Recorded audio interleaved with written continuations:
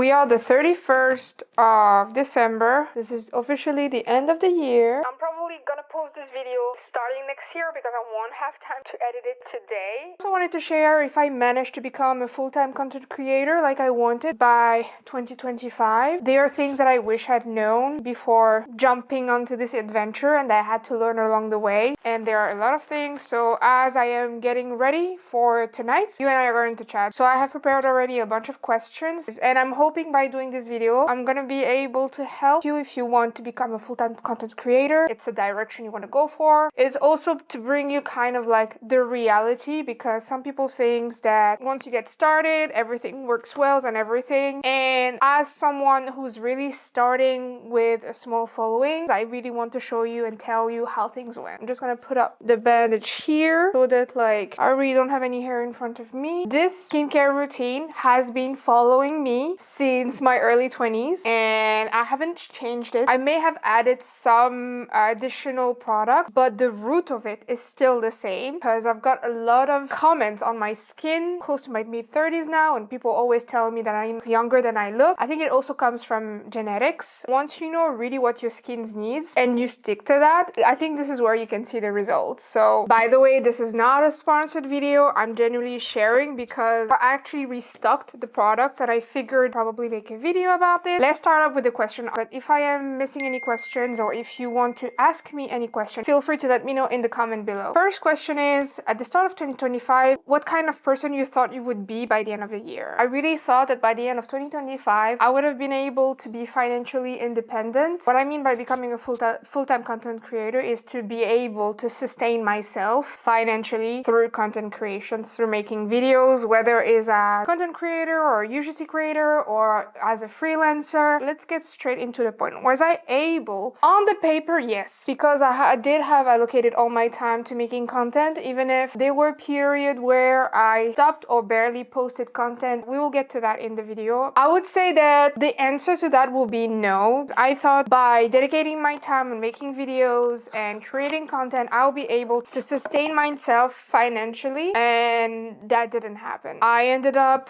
draining all my savings that I had before leaving China, and if you don't know what I'm talking about, I'll put the video somewhere here or here. You can have an idea of where I started from. When I started this journey, I'm always using a micellar water after washing my face, which I already did, just to remove any residue. So this is the Bioderma. Been using this one for years. And then I follow up with glycolic acid from The Ordinary. It's a great exfoliant. Some people find it very abrasive and use it maybe once a day. I personally use it day and night to make sure that I remove all residue and make sure that my skin is fully clean when I apply any product. I also have a combination skin. Not for everyone, but for me it works. I've done this for years now. Still working. I don't have any problem with that. That being said, I really thought that I would be able to become a full-time content creator, and once I put all my energy in, brand partnership will come. My channel will grow and will generate more income, that I'll receive more PR packagings from brands and everything. And it kind of happened, and I was able to generate income because I won't say that it didn't work, but it's working slowly. And I think that was probably one of, at first, my biggest failure, because I really thought that once I had the time and the energy, I'll be able to create a business I wanted. And the fact that it didn't happen did bump me out a little bit, and I really felt like a failure. But now when I reflect on it, I think, and this comes to question number 2, if I could sum up my year in one word, I would say that the word would be transition. In the end, as much as I wanted to put all my energy in time, I was transitioning from living in China for 10 years and then traveling around for half a year and then coming back to France, my home country, and having to readapt to the French culture, which became a form of culture shock. The fact that I also transitioned from being in a relationship to becoming single, the fact that I transitioned from having a full-time job, security, to the unknown of becoming your own boss and having to handle all that part and fully secured financially to now financial instability with months where I was earning zero and having to struggle with that. So I think the transition is the big word for that. I also had to experiment a lot with my content to see also what resonated more. So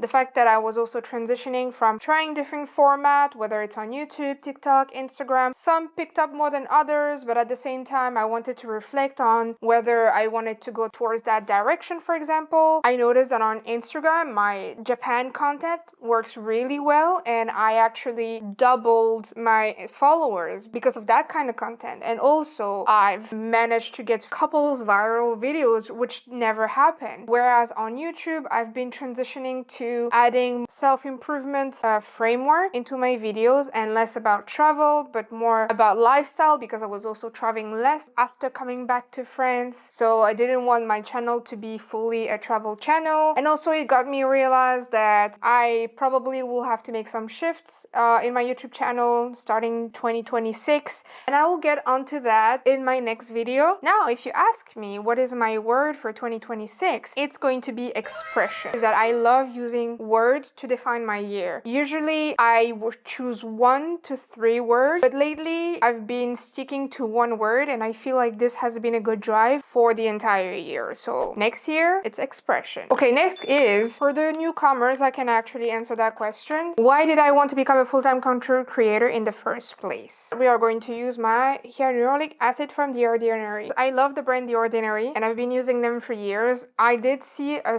minor change in the composition over the year. The majority of the products that I use on my face. The reason why I wanted to become a full-time content creator is because over the year I was missing my creative side. I am someone who always loved taking photos. I loved drawing, painting, and I've always been curious into making videos when I was younger, but never felt the courage to actually do so because I was very shy. And even when I was taking photos in the past, I was always the person behind the camera instead of being in front of the camera. And so I kind of wanted to change that when I moved to China, because I also figured it was the perfect occasion to share my life in China to my relatives and friends. So that's also why I started my YouTube channel, but also share the world and change the apprehension about living in China when I was there. And by starting my YouTube channel, I started to notice that I felt very fulfilled creatively speaking, and it was really encouraging me to become more confident, to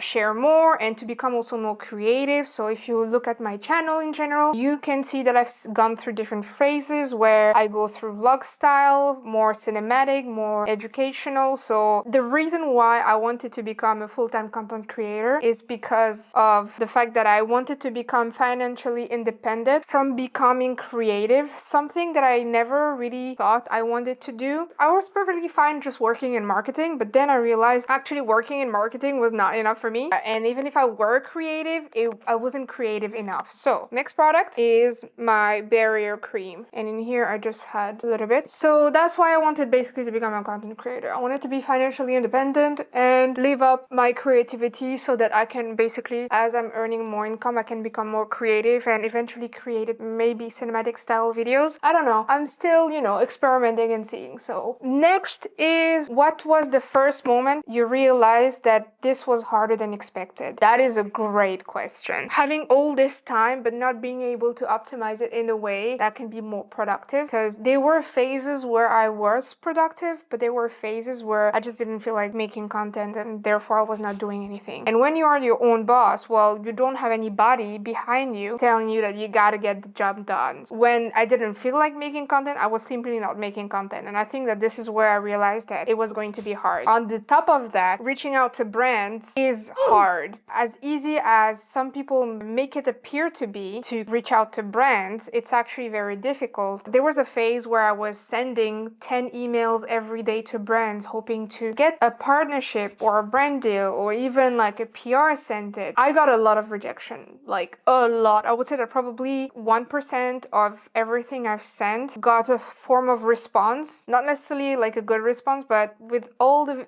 emails that I've sent and DMs that I've sent, not a lot of them has responded, and I got a lot of rejection. Now, those who didn't reject me, they were offering me affiliate links or or asking me to join their ambassador program. So even if this looks attractive, like financially speaking, it doesn't necessarily make sense, because then it doesn't become a service space, it kind of becomes sales based. It would mean that you will have to make videos about the brand, promoting the brand, and hoping in return that viewers will click on your link or use your code so you can generate income. Maybe when you're a big creator, that could be a great passive income, but when you're started, that's not necessarily the thing. Now, saying that, when you have established a great connection with the brand or a great visibility, affiliate links can definitely make a huge difference. And I can see it with one of the affiliate links that generates me the most income. Every month I'm generating something through that, and I am actually very grateful of it. I think my biggest hope for 2026 is to land more punctual brand deals. The other things that I didn't expect to be this hard is actually making content in France. For some reason, I'm having a blockage here. I'm literally frozen when it comes to making content in France. I think it's because when I was in China, I was not paying attention to other people, but also people were not paying attention to you, because in China, kind of everybody does that, make videos and everything. There was also the language barrier. So even if I were to speak English, I knew when I was filming my content, I knew that not everybody would understand what I'm saying. So it kind of felt like I was in a bubble. Whereas when I'm here in France, I think the fact that French is my mother tongue and I understand French, if I hear people talking about me while I'm filming in English, it will make me uncomfortable. The funny thing is, this never happened. But the fact that my brain is anticipating the cringe stops me from making videos, which is ridiculous, because I need to make money through my videos, so I need to film videos. And this is something that's definitely gonna change next year. I'm gonna have to work on that, because I need to get rid of this double culture shock that I'm having. I think I will make another video about that if you guys are interested in knowing how it feels like and what it actually means and what are the different layers. I think that could be an interesting video, but I'm not sure. Let me know in the comments. But yeah, I think that it's one of the things I did not expect to be this hard, basically making videos here. I just use my Beauty of Joseon sunscreen. Now I'm just gonna let it absorb a little bit before I start putting on makeup. What is the thing that nobody warned you about becoming a full-time content creator? Really viewing this as a business and treating it like a business, especially if you want to generate income. Here, I would say that I was seeing it as a business, but not fully. I think part of me subconsciously was still wanted to see this as fun, because I wanted to make videos for fun. The thing that I did not expect, I wish somebody told me, is basically the business aspect of becoming a content creator. I think we do have a lot of information online, but not in depth. And those who are willing to talk in details about it, usually they sell you a course. And those who actually speak transparently about it, there are not many, or they are probably in another country, so you cannot fully relate to what they say. I see a lot of content creators based in the US becoming fully transparent of like behind the scene, which is great. But as someone living in Europe, things are a little bit different. And since in Europe, money is a little bit more taboo than in the US, it's kind of more difficult to find out specific information related to that. The best way that I was able to get answers about these kind of things is through my content creator friends who are already well established in the business. So I know that I can always reach out to them to ask a question, but at the same time, I don't want to bother them. I would like to find the information myself, and that is kind of difficult because also like things are constantly changing, so that makes it harder for you to find out all the information. The loneliness hit me harder than I thought, because as I am fully focused in building this business, I spend a lot of time working, and even when I socialize, I'm still talking about this, and I can understand it could be annoying for some people, but it's also because I'm so passionate into what I'm doing. I really want to make this happen. So the fact that I spend a lot of time by myself, doing this by myself, limiting my interactions, can be difficult at times. The other question was, do my low views affect my confidence? I don't think so. I've started to accept the fact that my worth as a creator is not based on the views. Although some brands value your work and yourself based on your views, I know that I don't see this within myself. I love the content that I put, and whether it tops or flops, I still enjoy and I'm proud of the work that I'm doing and that I'm posting. So I would say that I'm actually pretty okay with that. Do I wish obviously that more people viewed my work? Yes, but I'm also okay with growing slowly and steadily, because I don't want to be trendy. I don't want to become viral. I just want want people to see and find value when they come and watch my content and appreciate it and wants to come back. And if they come back, that's great. That's what I want, because I'm trying to build a connection also with you guys. So no, it doesn't really affect my confidence. I think what really affects my confidence is my vision and my perception and my value on myself, rather than how other people values me. I don't think that I have a problem with that. I need to hurry up because I'm losing the sun right here. It's getting dark. You can see that now, like, just one part of my face is glowing and I lost the light from the window. So let's go a little bit faster. Okay, that's a great question. Did I ever think about quitting, and what stopped me from doing so? I never thought about quitting. I think, like I said, I really love what I'm doing, and I think that parts of me was meant to make videos and create artistic videos. I love editing. It is tough to not be able to basically live off this. I know that my time will come eventually, and that's also why I want to make this video in 2025, so that I can also reflect on everything I said today and see what 2026 Sabrina would say about that, and if there's any changes. There were times where I needed a break from making content because I started to overthink, but never thought about quitting, no. And what stopped me from quitting? Well, the fact that I know I can do it. So I never saw this as a problem, and I knew that it was going to take time. Maybe I thought that it will take a year to make it happen. I didn't expect it to take longer, but I'm pretty okay to continue doing this next year. Even if it would come again with a lot of sacrifices and a lot of challenges, I'm ready to continue on this way. So maybe some people would have given up by now because I'm financially struggling. I have sacrificed a lot of things. My lifestyle is not the same. Like, there's a lot of things that are socially accepted that I don't do anymore. I don't shop anymore. I don't go out for restaurants. So I have to really limit my expenses in order to reinvest everything in my videos. Not everybody has the mental strength to do that, and I completely understand. I'm doing it because I think I am strong enough to do so. So I think that's why I'm not stopped. This is my Benefits brow pencil. This one kind of ran out, so I'm still using the brush, but I had my mini, so I'm using the mini to kind of like work on the brows. To be honest, like, my brows are doing really well, so I don't need to fill that much. I'm just gonna fill a little bit the corner to just give it a bit of like shape. But that's it, to be honest. Anyway, next question is, what are the mistakes that you've stopped doing now?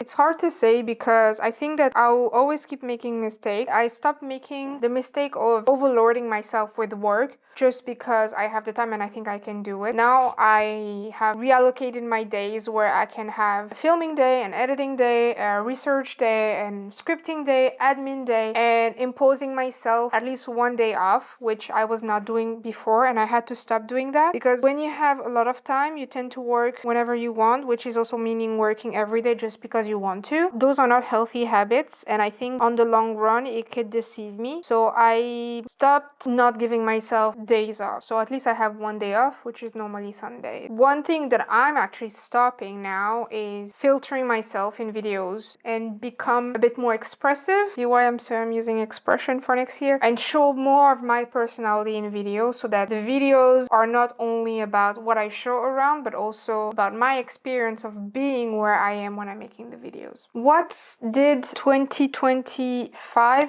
taught me about patience? It will sometimes take time to make one video, and if it takes 3 months to edit one video, that's okay, because if you have the perfect vision and you want to make sure that you're as close as possible to that vision, well, it's okay. Take the time you need to make that artistic choice so it come out the way you want to. And in here I'm referring to my Miko-san video, which took me ages to edit, on the top of the translation, the adding the subtitles and everything, the multicams, the different interview I've done, and the different experience that I've done within this video. If you haven't watched it, by the way, I highly encourage you to do it. But I'm also so proud of the result because it's something that I've done from A to Z all by myself. It came out the way I pictured it, and that is the only reason why I'm glad I took time and I didn't rush posting that video. So that's what I've learned about patience. Am I where I wanted to be, and am I proud of myself? Am I where I wanted to be? No. Far from it. But am I proud of myself? Absolutely. I'm proud of myself because I am still a paid content creator, and I'm so proud of that. Little did I thought that I would be able to make money off videos, and I am. And I'm also getting PR packaging and free gifting and and I'm starting to get a form of visibility, which I know would have not happened if I didn't fully dedicate myself making content. Yeah, I would say that like 2025 was a year full with misfortune. A lot of shitty things happened, especially at the end of the year. I got scammed. My mom almost got scammed a week after I got scammed and actually lost my money. This is definitely a story time video. I don't know if I want to share about it, but if you want to hear about it, let me know in the comments and maybe I'll make a video about it. A lot of shitty things happened this year, and the fact that I actually didn't give up and I still kept continuing. A lot of things went against me. The fact that I also wanted to go back to Japan by the end of this year and it didn't happen because some brand deals that I thought I landed ended up not following through, and I was kind of relying on those to be able to travel and go back to Japan, but it didn't happen, so I ended up being stuck here in France, and it really depressed me because I didn't want to spend the winter here, but I ended up spending here. And the fact that I didn't celebrate Christmas, and I used to celebrate Christmas every year, and here the fact that my parents' house is not even decorated really depressed me a lot. So like there's a lot of things that just went overboard and unexpectedly and badly and sadly. I had every right and every reason to give up, but I didn't. I would say that I'm proud that I was able to go through my breakup, that I was in complete denial and I didn't want to process it. I was pretending that I was fine, but I wasn't, and it cost me to basically spend 2 months not doing anything and in a completely slump. Made a video about that, by the way. Yeah, I am still proud of myself and I'm so excited for next year. I think this year was about transition, shedding my old skin and starting new. So if anyone watching this and feeling a little bit behind, I would say brace yourself, because I cannot promise you and I cannot say when tough times are happening they're going to be better. They're really, really tough, and no matter what people tells you, unless you're able to face it yourself and go through it and deal with it, it will be harder for you to actually, climb back up, and it will get better eventually as long as you know your why. Keep going. The show must go on. I know for sure that this is something I still need to learn for myself, because I am a very emotional person, and when things are great I am amazing, but when things are bad I just want to hide in a little cave and I want people to forget about me and leave me alone for the time being until I get better and I'm ready to socialize and be happy again. So I'm the kind of person who's gonna want to watch TV shows, read books, read mangas, watch anime, and do anything but just distract myself and kind of be on my own doing things that I love until I feel better and I feel ready to kind of get back to reality.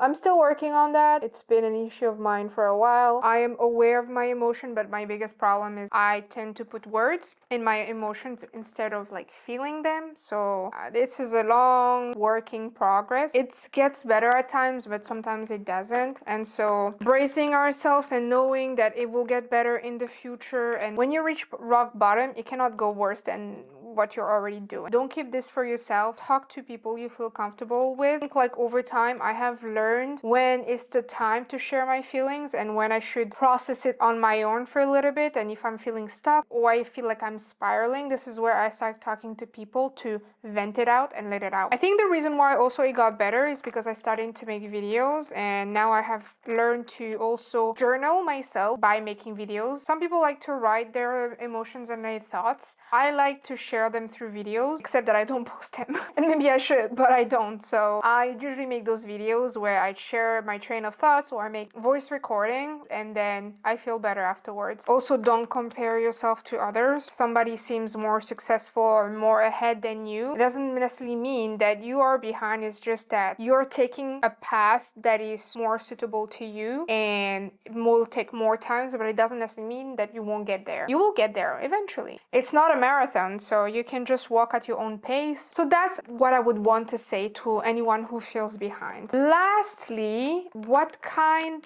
of content creator am I becoming even if I'm not there yet? I'm actually wondering if I should go for brown or for the bad gal, because I don't know. I think I want to keep it a bit natural today, even if you're in a festive mood. Let's go for this one. Let's go for brown. I am becoming a content creator who's finding her identity online. At think through experimentation, I am trying things that comes in my mind and see if I can do them. And when I'm doing them, I'm actually happy about it. But have I found my style yet? Kind of. Like, even if I'm not there yet, I think that if I show more of my personality so that you guys know me a little bit better, I think I'll be able to get there. I want to express myself more artistically next year. I still don't know what it means, let's be honest, but I think I am becoming a creator who's trying to embrace being different and trying not to be like everybody else. We are now in an age where there's a lot of AI slap, a lot of content creator who's doing the same thing that others are doing just because they want to guarantee virality and trends. They're becoming too polished that we forget what is the definition of authenticity and rawness. I would like to stay true to myself with my ethics and my fairness when I'm creating content while making a business out of it. Is it possible or not? Some of my favorite content creators in this platform embody this vision, so I think it is possible to do so. I want to be the kind of creator who's also able to give back to their community. I think when you get to know me, you will notice that I am a caregiver and I love giving back. And I think one of my biggest achievement and my biggest milestone will be not to have the 100K plate, although I'll be very, very happy. I think is once I will have the opportunity to give back to the community. This is where I'll feel fulfilled because this is part of my identity. I love giving, and if you're friends with me and if you know me or met me in the past, you know that I'm that kind of person. I hope I can do that in the future instead of just like sharing my knowledge or sharing my experiences, sharing my story in video. I hope I can actually help my community eventually. It could be through events, it can be through gifting, it could be through just helping somebody in need in whatever way. So I don't know. It's definitely part of the things that I want to become, somebody who's able to help others basically in any forms of shapes. Well, I haven't finished the makeup. There's still the blush left and the lipstick, but I think this video is already really, really long. It took longer than expected. I think that's it for today.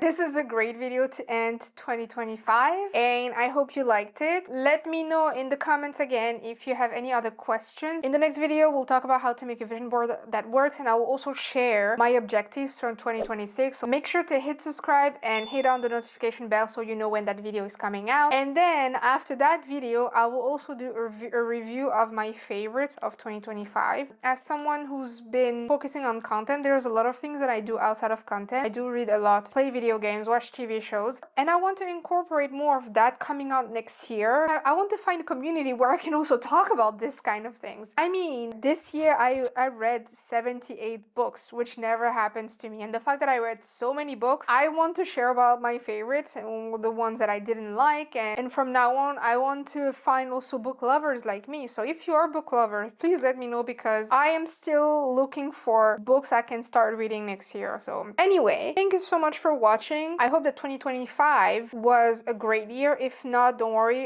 you're not the only one. I was here, but let me know also in the comments, how was your year? What are your reflections for this year? And what is your mindset for next year? I would love to know in the comments and let's chat about this. So I still wish you a wonderful 2026 and I hope I can also see you next year so we can reflect on 2026 together. Give a big thank you to everyone who has joined me on this journey along 2025. I wasn't expecting to expand my community so quickly and having so many of you starting chatting with me in the comments. It wasn't the case before and I love the fact that I get to talk with you now, guys, and I hope we can continue doing so. Thank you so much, guys, for watching and I'll catch you in the next video. Bye bye.